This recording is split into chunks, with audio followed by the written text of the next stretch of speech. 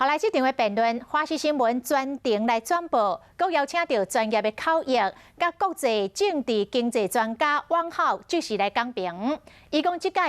川普的表现较好。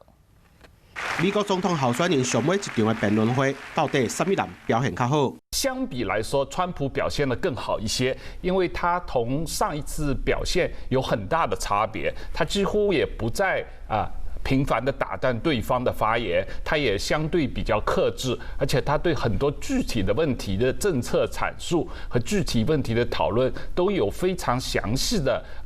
准备。国际政治经济专家汪浩就表示，这届川普有真大的进步，伊做真侪功课，而且就直接攻击拜登后生电油门的事件。这一次，他非常的抓住这个最近的拜登的电油门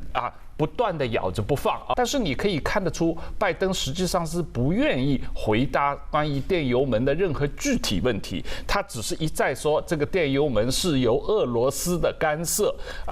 这个假信息。拜登面对川普的攻击，并无正面的回应，颠倒攻击川普纳税的问题。汪浩嘛分析讲，两名候选人伫六大题目上拢有提出具体的政策，所以双方拢有成功顾到基本盘。选举只剩12天，即马就看什么人会当赢到更较侪选民的心。